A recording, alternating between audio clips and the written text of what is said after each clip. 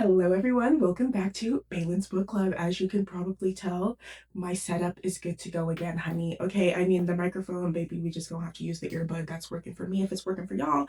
And hi, a little moment for the dress, a little commotion for the dress. Oh, oh. You can't even see the best part. Girl, don't piss me off. Hold on. Oh my gosh. It's not the ass. I was talking about, the crystals, very 20s. Hi, hello. What are we drinking today? I am drinking an iced coffee. You wish. So I went to Trader Joe's. I got this pumpkin spice cream liqueur, right? And then they had this delicious little bourbon vanilla bean syrup. Literally love her, only $5. And then I have an espresso martini. So it's like an iced coffee, but make it 20s, make it Great Gatsby. If you can't tell, I'm so excited. Okay, that intro was just a little bit hectic, but guys, I am so excited to get into this book, and I want to take a little bit of a different, turn with this video because we all know The Great Gatsby. We all know the characters. We all know the plot, right? I don't need to regurgitate the plot to you, okay? The first time you read The Great Gatsby was probably in like 8th grade or something. Like, you know the plot. I want to get into the nitty gritty. I want to get messy. I want to expose Nick for multiple things, not just him being gay. I want to have fun. Okay. Hi. These videos are going to be taking place during my birthday season. Okay. I think the last video is going to like pretty much line up with my birthday if I do this correctly. So I just want to have fun. I want to be a little bit drunk, keep it very 20s, keep it very like end of the world, but let's party. Um, and let's get started. So even though The Great Gatsby is very iconic and we probably, all know what there is to know, I still want to give background. I still want to kind of ease into the book, not just go in raw, right? So we already know F. Scott Fitzgerald, 1925. What does that mean? What is some of the context, the cultural shit that's going on that helped make The Great Gatsby so iconic? So first we got World War One. WW1. She just happened, okay, in 1917. We went to war with Italy, Germany, and Japan. Many men left the country with women filling their roles back home, and the tides of America, the American nuclear family, were changing because of this. So, people were wondering what did it mean when you came back home to be a man because now my wife has a job and she's taking care of the kids. And maybe she can even drive, and maybe sometimes she even wears pants. What does it mean to be a woman? Because, now that women are getting out of the house, they're finding that maybe being a housewife, starting at the age of like 19, 20, is not what I actually want to do. I want to go to college. I want to play sports. I want to drink and go to bars and dance and have fun, right? I don't need no man. We know I don't need no man because while y'all were off at war, well, I was having a grand old time, right? So the what is it called? The American dream was kind of crumbling at this point. And, obviously the government was trying to find a new way to like control and like purify the American people, which goes into prohibition, which in 1919, the 18th Amendment was ratified, forbidding any manufacture, sale, or transportation of alcohol. But notice it doesn't say consumption. They said, let me give you a loophole. Okay. If you had alcohol from before 1919 that you bought yourself and maybe you had stored it in your cellar or you just like literally had some, well, if you were drinking it, no one cares. You couldn't buy any though because no one was getting alcohol into the country, right? And no one was selling it. But the actual consumption of alcohol was not illegal, which I think is just like, so like, what's the point? And the point was trade wars and politics and all that fun stuff that we love talking about. During this time, there were a lot of immigrants, right? There were a lot of German, Irish, and right. Oh, Italian. I was like, girl, there's another one. German, Irish, Italian. And they all like different kinds of liquor, okay? And World War One, propaganda. People were getting very xenophobic. Yes, towards the white people. Yes, yes, they were. There were these campaigns saying like there are German enemies among us in reference to the large German brewing industries that were kind of like supplying the US beer. They'd be like, oh, well, that wine is Italian. They're among us. that whiskey is Irish. They're among us. We need to get them out. We need to purify them. What I would also like to, speak about and take into account is that alcohol is very cultural, okay? And when you're immigrating to another country, wouldn't you love if you're a German immigrating to the US, being able to connect with other Germans on the fact that you can drink this German lager from back home? You know what I mean? It was a cultural thing as much as it was like just a fun thing to do for immigrants. And they were getting punished more for it. So we love the Great Gatsby. We love all the parties. We love the opulence and all that. But it was very real that these rich white people got to transport and manufacture and do whatever they wanted with this alcohol, but let you be an immigrant. And it doesn't even matter if you're brown. Oh, you're going to jail. Well, yes. Well, yes. Since the consumption of alcohol wasn't necessarily illegal, as I said before, people were finding fun ways to get the job done. Like, they were selling beer starter kits. Basically, like if you've ever made sourdough or just any kind of bread, they were basically like, well, I'm not selling you the beer, but I am selling you like the yeast and like the starter. And if you put them together, like it might make beer in like 3 months. But I didn't sell you beer though. They were selling wine bricks that you would then like ferment in liquid in your home and then you'd be able to have wine. But also some people just didn't want to do all that. So people were bootlegging alcohol. Yes, the mob. Let's get into it. So a lot of people died. Right, because people were mixing in like industrial grade alcohols that were used for like factories and shit, because it was making the alcohol cheaper and they can make a bigger profit. So a lot of people were dying trying to get their hands on alcohol because people were reselling cheap shit. And I want to bring this into a real world scenario. Okay, we haven't even gotten into the book yet, and I'm already doing too much. But there are a couple countries that I've been seeing. There are some Asian ones, South American ones. Like it's kind of like really all over, where there's ethanol alcohol in the alcohol, and I forget like what kind of alcohol should be in here. Not ethanol, child, not ethanol. And people are dying because it makes the alcohol cheaper. You get cheap drinks, okay, in a different country. And then you die because you're drinking ethanol. And so I think it's really interesting how we can like kind of parallel these things. If some places serving the exact same alcohol but for significantly cheaper, sometimes it's a steal, sometimes go to the reputable bar. But let's get into the politics. Okay, the politics.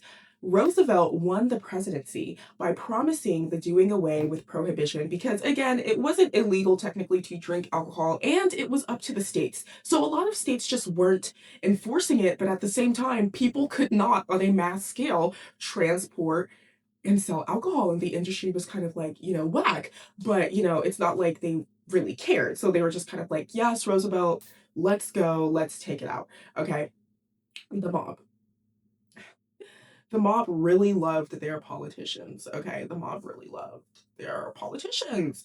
The main people supplying illegal liquor were the mob, and they had a hold on the industry as well as politics. To put it simply, the mob wanted to sell the most alcohol, make the most money, and have the best location to do it. Okay, this resulted in turf wars with rival gangs, with many deaths, crimes, and injustices. How did they get away with this? Well, Al Capone was rumored to have spent $75 million bribing people. $75 million. And oh, I can't get ahead of myself. Um, whether it was police, lawyers, judges, like any political figure, he was like some money. Okay. Where did they get the money? Well, of course, with the illegal selling of alcohol that, they didn't pay taxes on, the mob used their political and threatening power to infiltrate unions and embezzle money, and further increase their territory and hold over like literally every industry possible. They infiltrated construction, garbage collection, trucking, restaurants, like literally anything that had a union. The mob is here to see you. Yes, they would persuade officials to support their unions in favor of getting, some change, some money, okay? And maybe the mobster and his men that now work for you because they forced themselves in there, can do whatever they want with your stuff, and you're not going to call the police on them. Yeah, that's how it went. Uh, Construction unions would get bids on how much money they needed to build something, right? And mobsters would rake the numbers, make them higher, be like, yeah, this casino, we only really need 25 million, but I want $50 million. And they would get $50 million. Like, okay, government. Okay, government. Um, if the union leaders thought of going against the mob or was kind of like, hey, this is kind of like unethical, I don't want this to follow me, suddenly the company would have nonstop strikes because again, they forced the mob members, Jesus, into these jobs. So they're there all the time. Kind of scary. Well, they would have strikes, unrest, and they would just stop showing up, which means that your job that you're trying to do, that you've contracted these people to do, is not getting done. And every single day that you're not completing the job, you are losing money, right? You're losing money. They'd be unable to do anything. Um, but the contracted people are contracted, so they still got paid. And they were stuck in a corner. So this is kind of how they were disrupting many different industries and kind of fucking with the entire like economical fabric of the United States. All because they wanted to ban alcohol because they're racist and like conservative.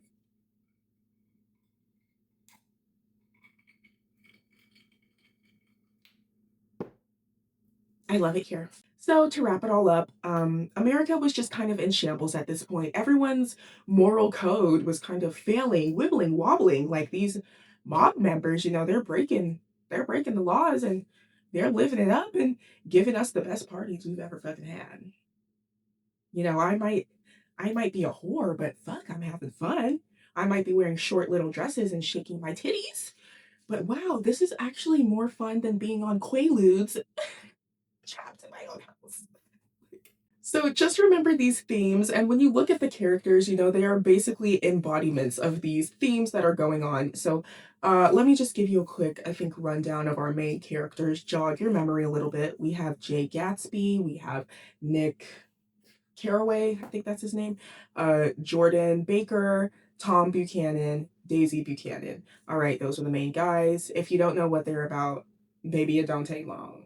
So, my first point is actually going to start with us reading the very first chapter of the book and analyzing the fuck out of it. Yes, we are going to be having so much fun. It says, in my younger and more vulnerable years, my father gave me some advice that I've been turning in my mind ever since. This implies that Nick, the narrator, has closed himself off, done away with that vulnerability. And we'll see how true that is. Okay. He says his father's advice was to not judge people because not everyone is privileged and not everyone has money, and these things are handed out unequally at birth, far beyond anyone's control. This is the first theme that I'm gonna harp on. I think I'm gonna have some editing, honey. I'm gonna have some editing. Number one thing when we're reading through this book, I want you to keep a mental note of every time Nick judges people because he is a judgy motherfucker, which is fine. We all are. He's literally narrating the book. He kind of has to judge people, but at the same time, he's talking about he's like this angel or something. Like he's giving us an unbiased account. This is the most biased gay shit I've ever read. Nick. He loves to judge. So we're gonna be calling him out for that. I'm gonna be keeping a tally, I feel. Nick is telling us a little bit about himself. He graduated college, he served in the military, and as a result, his dad is willing to pay for him to, go start his life out east and be like, hey, I'll pay your rent while you like stack up your money, basically. And he makes a plan to move in with this man.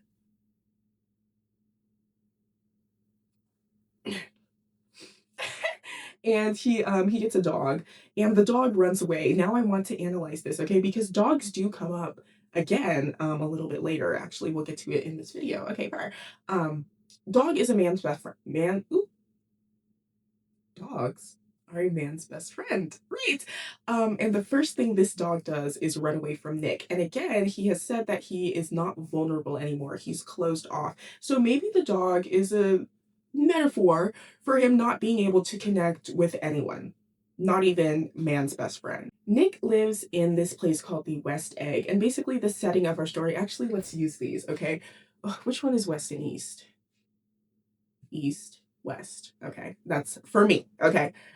Nick lives in the West Egg. This is where the poor people are, the poor rich people. basically the non-classy rich people that didn't get their money through like colonialism and slavery. And then we have the East Egg. That's where Daisy and Tom are, and they're pretty terrible. They're like stereotypical rich aristocrats, think like involved in politics, probably involved in like every scandal in the country, laundering money, things like that, trafficking women. It's just like they get their money from being, rich and white and old. These two eggs actually are across from each other, and there's a little bit of water in between, right? So imagine like this is like Nick's house. We'll call this lily pad Nick's house. Okay. And the sun, we're going to call that Gatsby's mansion. Okay. His mansion looks over the water into Tom and Daisy's house. I'm kind of getting ahead of myself, but like it's here, so it's okay. This is Tom and Daisy's house. It has a green light that shows across the water, and Gatsby can see it from his mansion. And again, Nick is here. He's Gatsby's neighbor. So if you'll notice, since Nick and Gatsby are neighbors, that means that Gatsby, although he is rich and opulent and everyone loves him, he is in the West Egg. So naturally, his money is a little more sus. His money is a little more new. Everyone's wondering why he's there, how he got there. Is he a mobster? Is he like, running away from the war or something?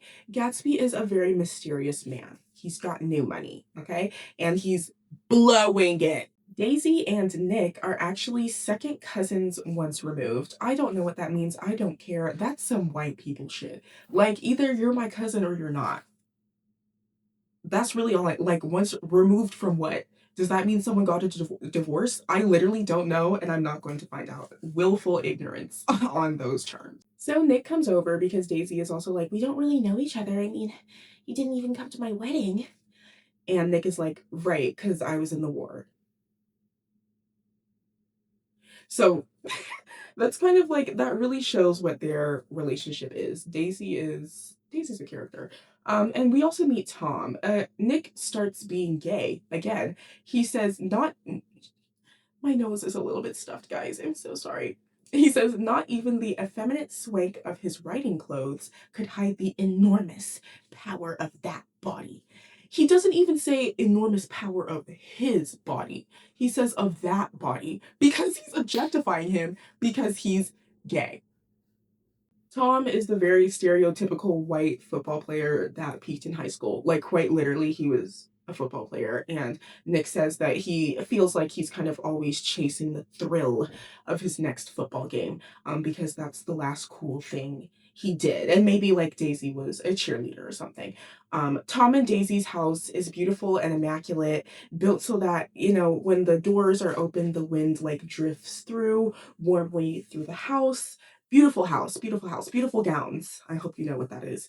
But Tom doesn't respect Daisy in quite literally any way. The amount of times he cuts her off is absurd. I was getting mad. I was like, I don't remember reading this in high school because I would have been mad. Stop talking over her. Even when she is saying something that agrees with what he's saying or is along the same lines of what he's saying, he just cuts her off because he just like doesn't care what she has to say or thinks that she's not smart enough for what she's saying to like matter. Daisy is his trophy wife. That's it. Blonde, ditzy. We'll have to dive into whether she's actually as ditzy as she is coming off or if she's like playing this part for Tom and in some ways for herself. She's slender, she's a mom, young, rich, polite, acceptable, American dream. Okay, Daisy is the representation. Daisy and Tom, their life, their house, their looks, how everything looks on the surface is the perfect American nuclear family for the American dream. They got their one kid, they can provide for her. She's their everything. They love each other, strong marriage, strong money, da da da.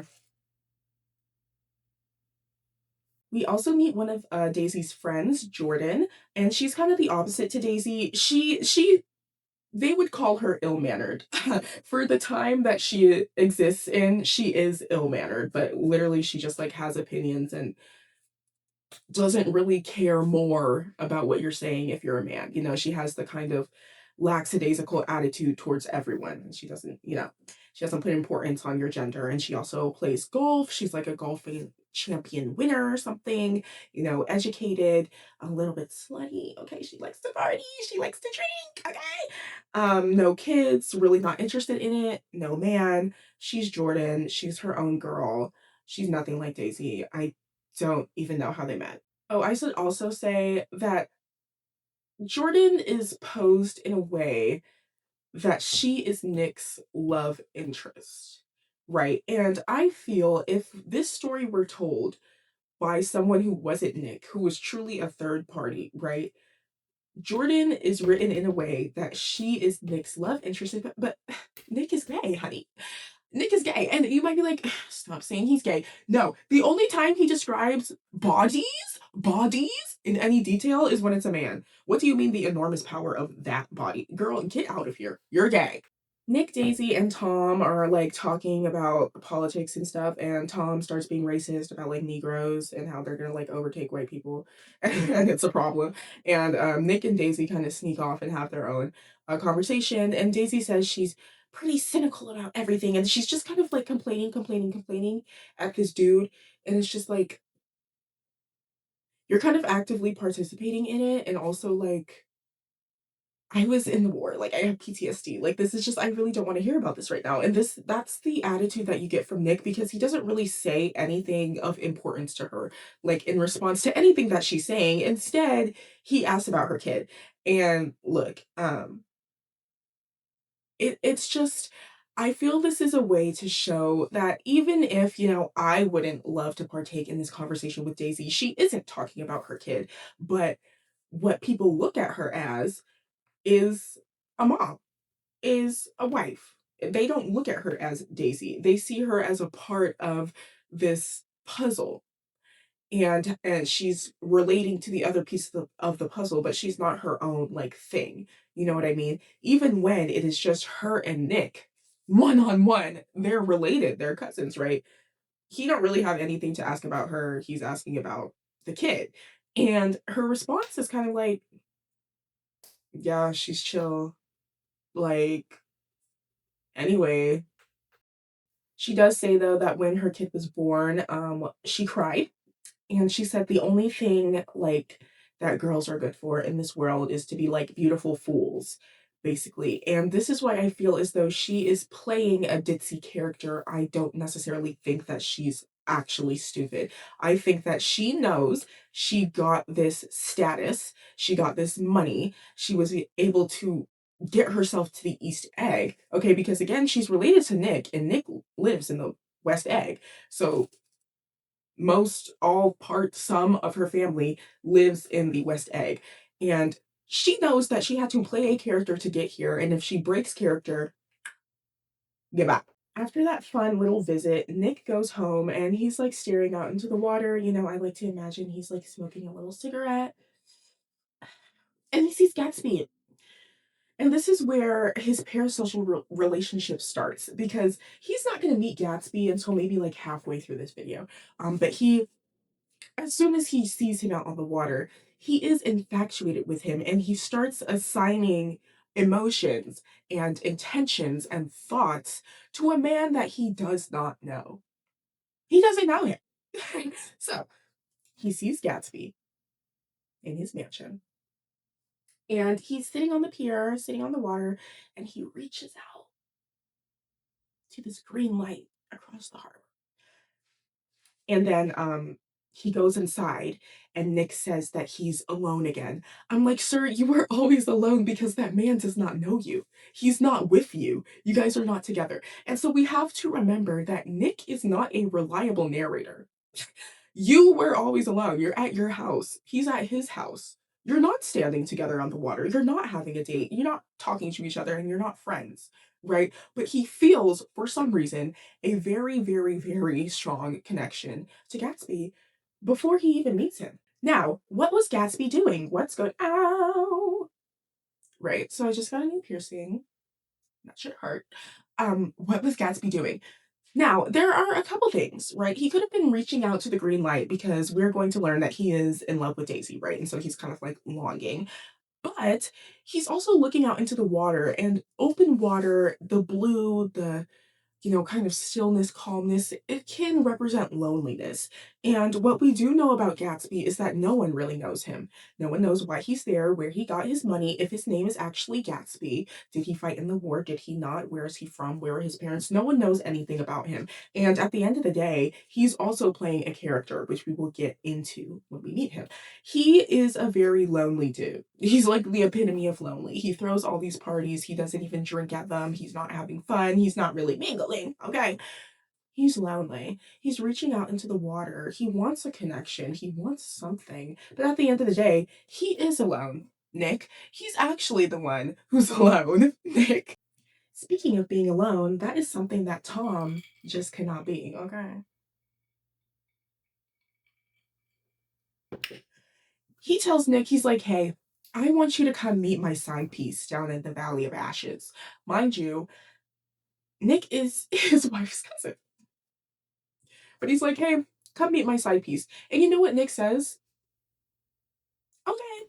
Now, let's get into the Valley of Ashes. Me personally, I think that it's an allegory for hell, and I always love drawing connections to the Bible.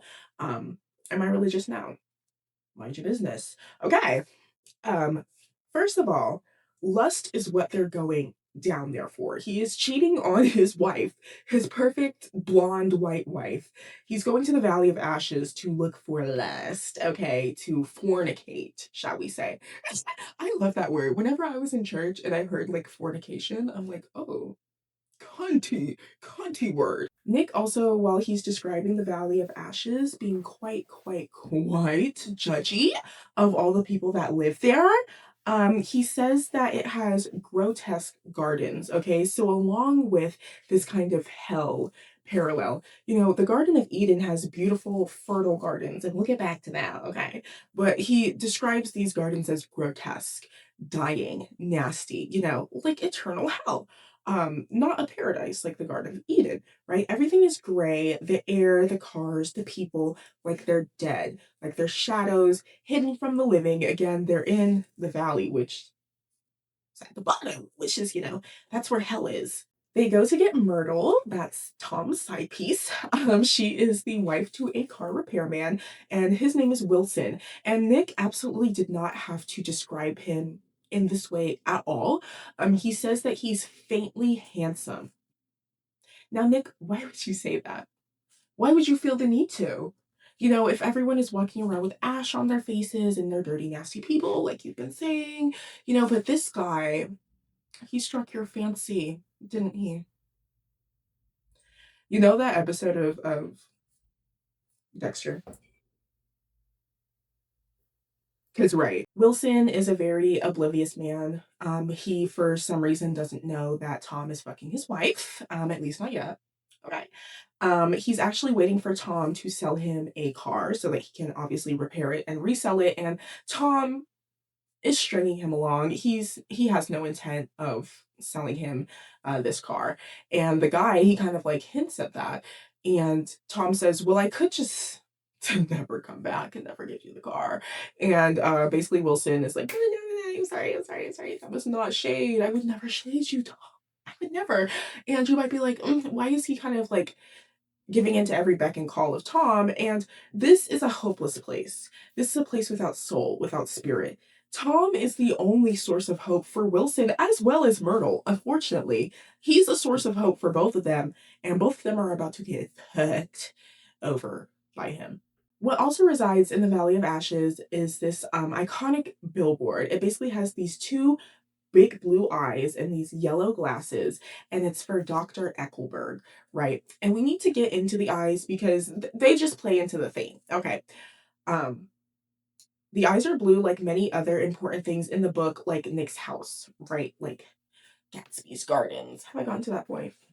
Gatsby's gardens are blue. So, what does blue mean in this instance? Me personally, okay, we have to again tie in the American dream aspects into this.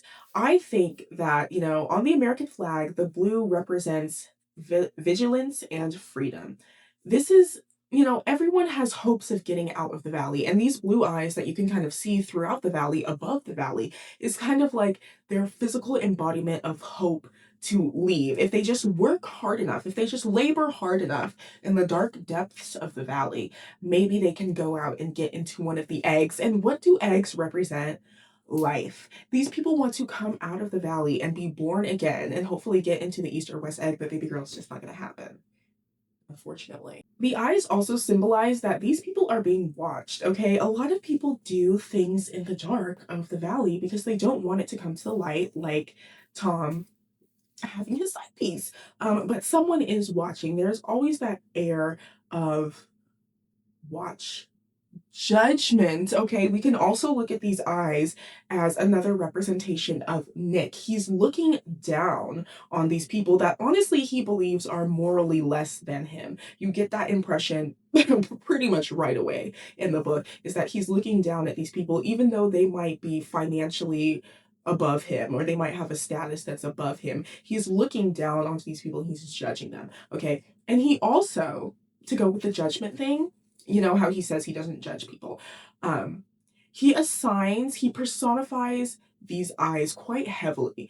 He assigns like intention and like emotion to these eyes when he doesn't need to be. Like at one point, he says that the eyes exchanged a frown with Tom when he was like criticizing the Valley of Ashes, being like, it's a terrible place, huh? The eyes can't frown. There's not even a mouth. They don't have like eyebrows. There's no expression going on. But I feel personally as though since these eyes are kind of like a watcher on the Valley of Ashes, Nick is using that as an excuse to like pass his judgment onto like the eyes. Like Tom Tom isn't being judged by Nick. Oh, Nick would never judge Tom, but those eyes, they're frowning at him. Those eyes, for some reason, they just give the energy that they don't like you, Tom. Not me though. I like you, Tom. Myrtle and Tom meet up later so that, the affair can continue. And, Nick is along for the ride. And Myrtle says that she wants a dog. And again, a dog is a man's best friend. Now, Tom ends up calling the dog a bitch, even though it's a man. I just like there's something there, but I feel like I can't get to it. But basically, Tom says, it's a bitch.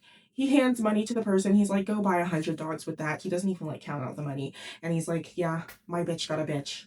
They go back to the house. They're meeting up with a couple people, Myrtle's family. I don't really care. The most interesting point was actually when Daisy was brought up into conversation. Okay, so Catherine is Myrtle's sister. She's in the room, right? She says it's obvious that both couples in this affair hate who they're married to. Okay, but she explains that because Daisy is Catholic, well, that's why divorcing Tom isn't an option. So, that's why Tom has to like cheat with Myrtle, right? Because his bitch wife just won't let him get a divorce. Now, I think it's quite curious that Tom never listens to or gives a shit about Daisy or what she says, but he will respect the authority of a Catholic male god that is telling him that divorce is wrong.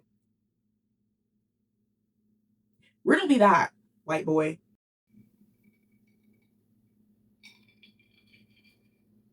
It's just so good. So, with all the talk of Daisy cheating in affairs, Myrtle overhears a bit of it. She gets a little bit upset. She and Tom go off into another room where it's obvious that they're fighting about keep my wife's name out your Oh. saying basically that Myrtle doesn't even have the right to speak Daisy's name. And, again, I feel Tom is playing a character. You don't care about Daisy, but you know that at some point you have to start defending your wife because if she starts treating your wife like a bitch, well, then you look like a bitch, right? And then Myrtle says, Daisy, Daisy, Daisy, Daisy. I'll say it whenever I want. And he punches her in the face and breaks her nose. I think we actually can tie him calling the dog a bitch into this. He is very intent on making sure that everyone stays in their place. Daisy stays at home and is my trophy wife. You're my side piece with a fat ass. You keep your mouth shut. Nick, I'm better than you. I'm more of a man than you. Everyone does what Tom wants. So when you don't do what Tom wants, what he wants to do is punch you in the face. The women go tend to her in the bathroom, but none of the men say anything. And even while the women are screaming, like, oh my God, what happened? They're still not saying, like, Tom, fuck you, you shouldn't have done that. No one is confronting Tom. In fact, Nick leaves with him. So we can also see in the Valley of Ashes that there is an extreme lack of moral fabric going on, okay? Because it's not like anyone calls the police because the police probably either wouldn't come or wouldn't care. And it seems like, yeah, maybe she's never had her nose broken before, but given the type of person Tom is, you know he's gotten rough with her before. This is not something that they've never seen, okay? No one was surprised. They were quick to help her, but no one was surprised. Even Nick, when he described it, it was just another event. Yeah, he broke her nose. Open palm, broke her nose. So Nick finally goes back home after getting to look at Tom's life, right? And he finally starts describing Gatsby and his mansion and his comings and goings, right? So he says that he has these blue gardens that men and women flock to for parties. So let's analyze, what that means. If the Valley of Ashes is hell, I think that Gatsby's mansion, but more so his gardens, are the Garden of Eden. They're fertile. Okay, fertile, fertile, fertile, fertile. I don't care if it makes you uncomfortable. Fertile. These people are horny. Okay. Everyone that goes there, they're young, they're bumping, they're grinding, they got the Hennessy. Okay, it's fertile, it's jovial. They're having a great, grand old time. Okay. And, love, lust is in the air at these parties. Okay. It's a perfect place, tantalizing, tempting, happy. To those who enter at least. He attracts all kinds of beautiful young women, but we still see him at the end of the night reaching out towards Daisy. Okay. And just remember that. Like, he technically has everything he could ever want in this mansion. But still, when everyone's gone, there's only one girl that he's thinking about. Okay. So really there is no fertility or infatuation in these gardens if Adam does not have his Eve, and that's why his gardens are blue.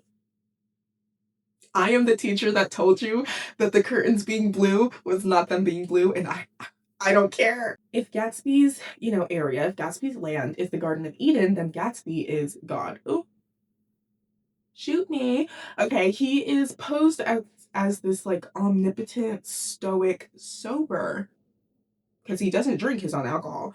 Um, Watcher over these parties. Okay, he doesn't really participate in these parties. He doesn't really seem to have like friends. Not even a dog to run around. Not even a man's best friend. Okay, and do we remember the saying "All glory to God"? Well, yes, even that can be used as evidence for Gatsby because while Nick is describing what's going on at Gatsby's mansion during the days where there's no parties, right? It's the servants running around and tending to the lawns and tending to the gardens and doing the dishes and getting all the food and doing the deliveries and resetting everything and pressing the cappuccino machine button 200 times so everyone has coffee. But it's Gatsby's party. Oh, Gatsby is just magical. Oh, Gatsby, Gatsby, Gatsby.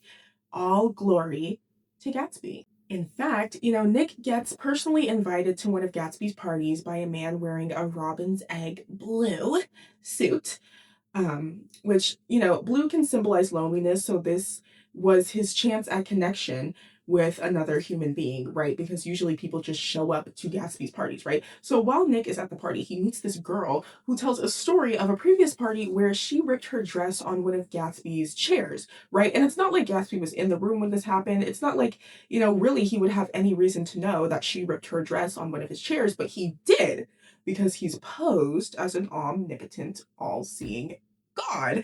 And he sends her a new dress, a blue dress with lavender crystals, again with the blue.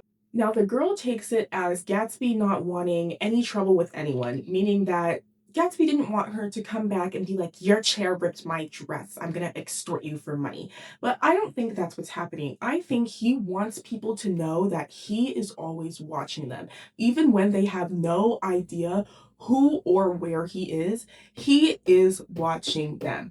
This house is surveilled, bitch. I ain't got nothing better to do. A bit later at the party, Nick is with Jordan, by the way. That's not like really important because it's fairly obvious that like, Nick kind of has this on and off infatuation with Jordan, but like nothing's that like no, they just no. But they go up to the library and they find a man there who is quite surprised that all of the books are real. I'm realizing my books are slanted. Hi. No. Oh my gosh. Hi, hello. Um, he is surprised that the books are real. And I take this as he's portrayed as someone who's kind of crazy, right? But I think he is able to see that Gatsby is putting on an elaborate facade. He doesn't belong here. I mean, even just like without him pretending to be what he's not, his new money quite literally doesn't belong here.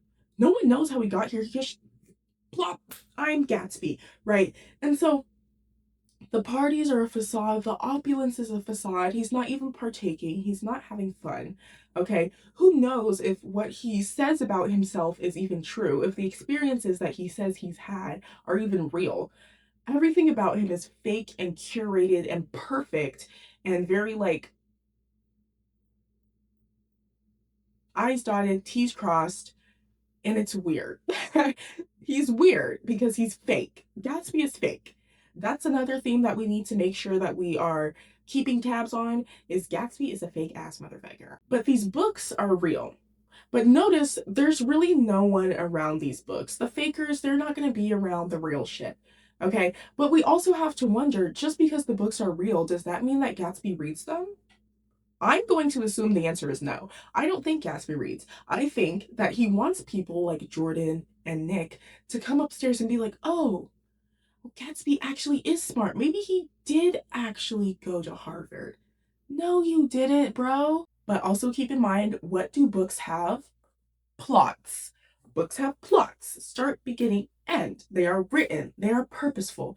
Gatsby has a plot. He has an intention, he has a start, a beginning, and an end. And he is acting out his story, whether people know it or not. And me personally, I don't fully remember if it is revealed that this is true in the book. So if this is true, hey, I think that the only reason Gatsby reached out to Nick was so he could get to Daisy. I do remember them being friends. Like literally the last time I read this was junior year of high school. Maybe I graduated. I graduated last year. Okay. So don't fully remember, right? I do think he and Nick become friends, but me personally, I think the only reason that he cares to pretend to care about Nick is because he knows that he's Daisy's cousin. Jordan and Nick then go back into the gardens. They get a little bit more drunk. They're dancing. They're actually partying, having fun. And Nick meets Gatsby, but doesn't even know it. And he starts kind of talking shit and being like, yeah, I like this party, but it's kind of weird. I haven't met the host. I don't even know where he is. Like, I've never been to a party where I don't meet the host. And Gatsby's just kind of like, I'm Gatsby. Which again, I think is interesting. He just assumes that everyone knows who he is. Well, I'm Gatsby. I'm God. You don't know who I am? I shouldn't have to introduce myself. And I really feel as though, Gatsby, for the majority of the party, was up by the stairs, watching down, looking down at everyone that was partaking in his little lustful, frivolous bullshit, right? He descends down the stairs to go seek out Nick. Gatsby is so used to being the one that people seek out that he doesn't even have the thought, the instinct to introduce himself upon first meeting someone. So he's descending down these stairs almost like a fallen angel, almost like he's losing himself, almost like he's losing his godlike status to go mingle with the commoners, right? To go seek out Nick, who ends up not even knowing who he is, right? Now, what he does say to Nick is, I remember you from the war. Pause. This is weird because if you went to the war, if you had all of this money, right, you would have paid to get yourself out of the war. So that makes his money all the more suspicious. If you were just in the war 2 years ago, 3 years ago, 4 or 5, whatever years ago, how do you have multi millions of dollars to throw parties every night? Sus. But Nick, our unreliable narrator, doesn't even think that's suspicious. He will not criticize Gatsby, and that's another thing that I want y'all to watch out for, okay? Because while Nick is judgmental, even though he thinks he's not, he ends I'm gonna spoil it. That's okay. He ends this little chunk that I'm doing by saying that he's one of the most honest people he's ever met. But he refuses to see Gatsby for who he really is. So just keep in mind that he's an unreliable narrator. So after Gatsby says that he knows Nick from the war and he actually introduces himself and they have like that whole awkward thing, this is how Nick describes him after Nick was like, "Oh shit, I'm so sorry. I didn't know you were Gatsby." I'm just going to read this because Nick is really gay. He smiled understandingly, much more than understandingly. It was one of those rare smiles with a quality of eternal reassurance in it that you may come across 4 or 5 times in life. It faced, or seemed to face, the whole external world in an instant, and then concentrated on you with an irresistible prejudice in your favor. It understood you just so far as you wanted to be understood, believed in you as you would like to believe in yourself, and assured you that it had precisely the impression of you that, at your best, you hoped to convey. He just smiled at you, bro, and he introduced himself. Like, you know what I mean? However, in Nick's defense, he does immediately say after that that all of that and ha and wore away immediately. And he got this sense that this is fake. He's picking his words very carefully and he doesn't usually talk this way. You know, aristocratic rich people, they have a way of talking. I mean, I'm sure everyone knows that, like, when you hear the rich laugh in a restaurant, you better turn your head and hope you don't have a sugar baby. However, even though Nick admits that he thinks there is an air of fakeness upon first meeting Gatsby, like he's faking his entire persona, even down to the way he talks. He says that he can't see anything sinister in him. And how is it not sinister to have to pretend to be an entirely different person, even upon just first meeting someone? A quick, casual conversation, but you just have to be fake. You can't let anyone know who you are. You have no friends. No one knows anything about you. But Nick is going to sit here and be like, "Oh, no, I don't think he's a sinister guy. I'm unbiased. I'm not in love with Gatsby." As the party is ending and Nick is one of the last people there, he's hoping that he can run into Gatsby again and apologize for not knowing him in the garden. And again, let's get into that, okay? Garden of Eden. Imagine how you would feel if you were talking to God Himself in the Garden of Eden and you didn't know it was Him. He's trying to go look and say sorry, and it's like he's repenting for his sin of not knowing God. Unfortunately, even though he waits and waits and waits and wanders and wanders and wanders, he does not meet up with Gatsby again, so he goes home. A little bit of time goes by, and Nick is living his life again, and he's realizing that he's beginning to like New York. He's getting settled. He's having fun. And what I thought was interesting is that he basically says that there are lots of, like beautiful women that pass by, and he imagines and daydreams that he comes into their lives and like swoops them up and they live happily ever after, but basically he's too pussy to actually do it. But I'm just like, but you weren't too pussy to go try and get Gatsby though. You're gay. Oh, but what about Jordan? What about Jordan? Well, he actually does start talking about Jordan again, and he actually hangs out with her multiple times. And what he has to say about her is that she was incurably dishonest and he don't like her driving. Now, what does that sound like to you? Right, judgment. He ends his assessment of Jordan by saying, she's dishonest, by then countering it and saying that, again, he is one of the most honest people he's ever known. This is a lie. Let me just run down why. An honest person would tell his cousin she's being cheated on in such a disrespectful way that the whole town knows about it. An honest man wouldn't stay friends with Tom, who is an abuser, when he clearly doesn't even like him. An honest man would tell Wilson that Myrtle is traipsing off with his hopeful future car dealer. An honest man would see Gatsby for what he is rather than sugarcoating all of his behavior. An honest man would admit that he's never infatuated with women because he's gay. And with my read of Nick's character, that is going to be the end of our video. I know this one, I think, is a little bit shorter than the other ones, but I wanted to break this book up into 3 short little just fun chunks where we can just talk about nothing, get a little bit too drunk, very 20s, very sparkle. Oh my gosh, my next dress, guys, also sparkly, very 20s. Super excited. I hope you liked this more analytical and upbeat video rather than having like a more summarizing tone. I love mincing people's words. I love breaking down characters. I love revealing true intentions, and I love calling out lies. How do you guys feel about Nick as a narrator? I know that I'm like reading into him, but I really love that he is a flawed person and we are getting an unbiased story. We're never going to know the full story of anything that he tells us about because he himself is biased as hell and he's in love with Gatsby for kind of like no reason at all. So tell me any color theories that you've got going on because you know this book is also all about colors, especially the blue. That's why I wear blue. Hi. I can't wait to see you guys in 2 weeks. Don't forget to like and subscribe. I'm gonna start saying that now. Stay literate, y'all.